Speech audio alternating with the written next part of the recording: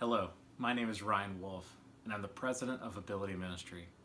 Thanks for tuning in to another one of our short training videos. Today we're going to talk about classroom management and all that goes into having a positive experience. Classroom management is not about having the right rules, it's about having the right relationships. This couldn't be more true. You see, you could do everything perfectly, and if you don't have good relationships with your students, it probably won't matter. So let's look at some tips and tricks to having a great classroom experience. The first thing you should do is be prepared.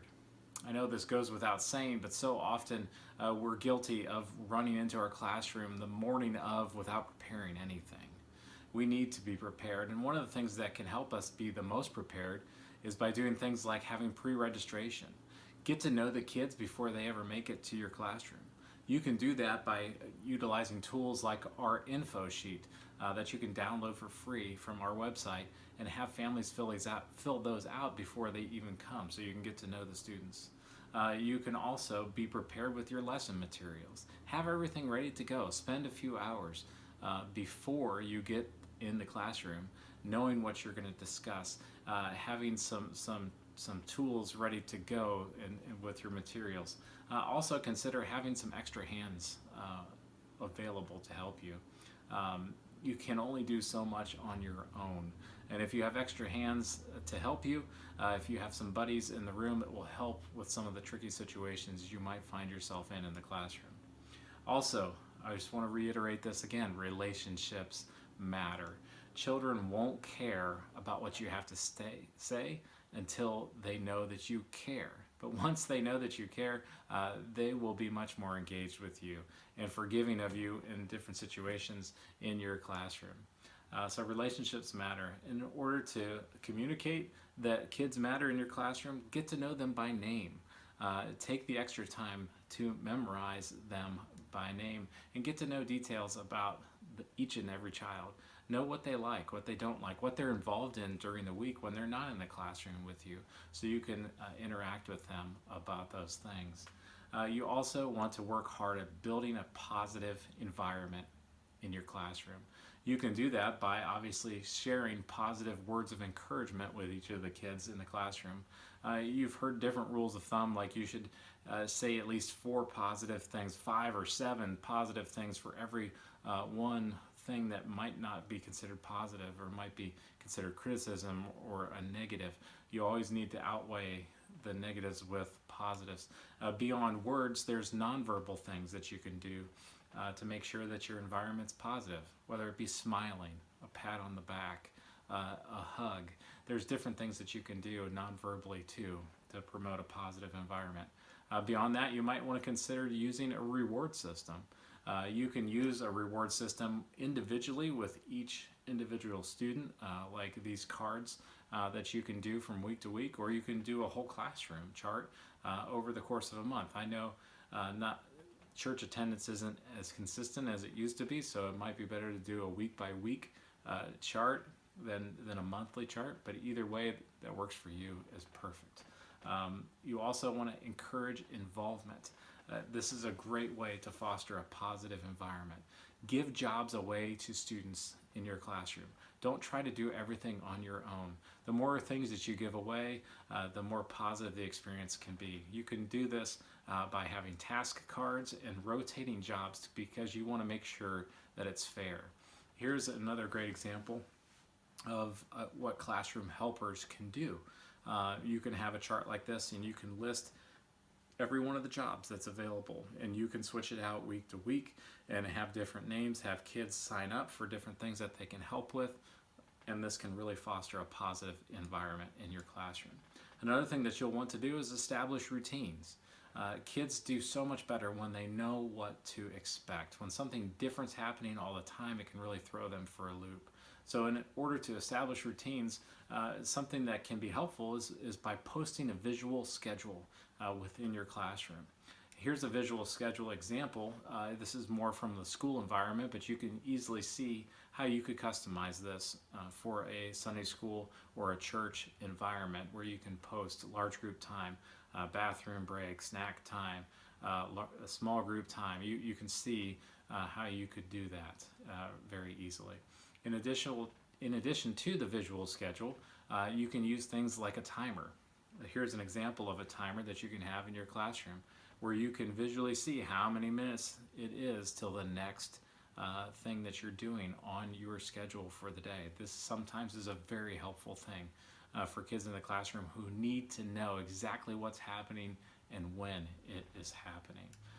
Beyond having the established routine, it's important to have clear expectations for your classroom. Clear expectations might be things like rules that you have for the classroom, and these are things that you shouldn't have to have kids guessing as to what the expectations are.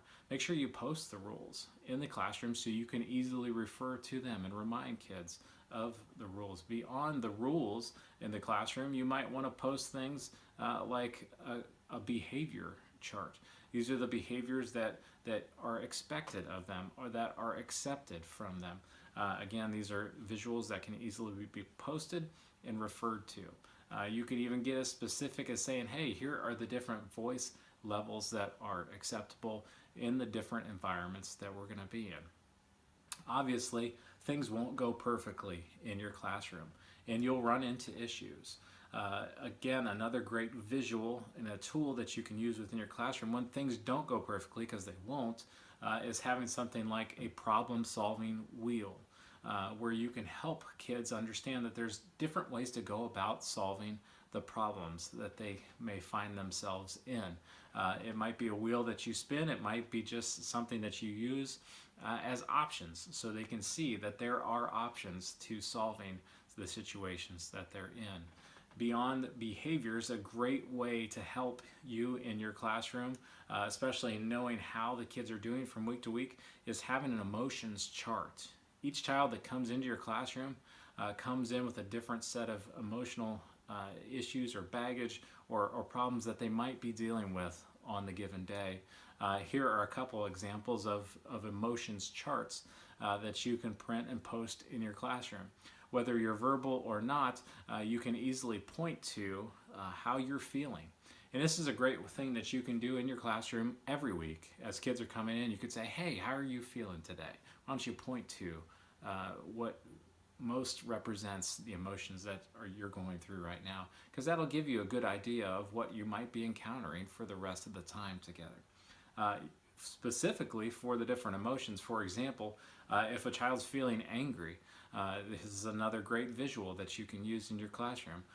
Based on every emotion you can have, yes, it's okay to be angry, but it's not okay to do these things when you're angry. These are great reminders for the classroom.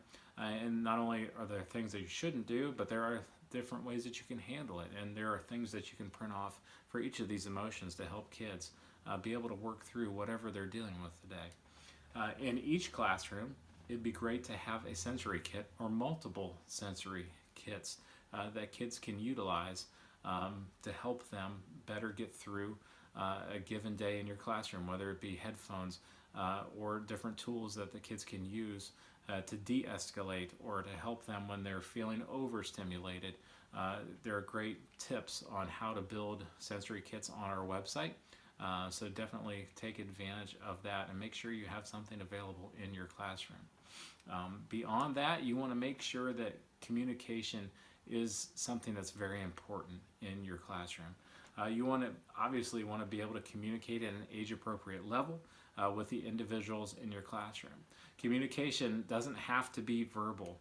There are obviously different tools that you can use, and again, these are free things you can print off online, whether they're PEC cards, communication cards, things that you can utilize to help kids be able to communicate with you in your lessons. And beyond just the things you can print off, there are free apps that you can use on iPads. Kids may come with communication devices. These things are available to you if you request them, and it will help you as you create a positive environment that you're working in. Beyond communication with the individuals, you want to make sure you have clear communication lines with the family. The family obviously knows the individual in your classroom better than you ever will, and they're just a great resource that you should be tapping into, especially if you're running into issues, because the family wants the same thing that you do. You're on the same team, and you can work together to help make sure that there's a positive experience for the individual in your room.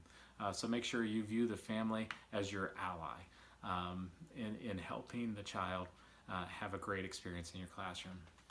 Beyond the family, you always make sure that you're in clear communication with the ministry leader.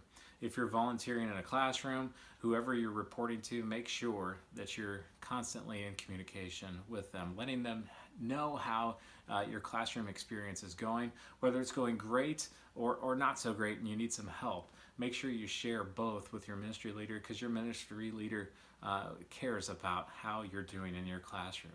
Just a reminder, classroom management is not about having the right rules. It's about having the right relationships. You can do everything perfectly in the classroom, but if you don't have a great relationship with the child in your room, you're not going to have a great experience. So if you're looking for additional resources or to look at this topic further, feel free to check out abilityministry.com for more resources. A lot of the different pictures and resources that I showed in this presentation, I found on either Pinterest or Oriental Trading Company. One of the great things about creating a great classroom experience and environment is it doesn't have to cost a lot of money. There's so many things out there that are free that you can print off for next to nothing, or you can buy cheaply at places like Oriental Trading Company. You don't have to spend a fortune at a classroom store that sells everything to teachers at very high prices. You can find ways to do it inexpensively to help have a great classroom experience. So thanks for tuning in to another one of our short training videos. We hope you check out some more online at abilityministry.com in our videos and our training videos section. We'll see you next time.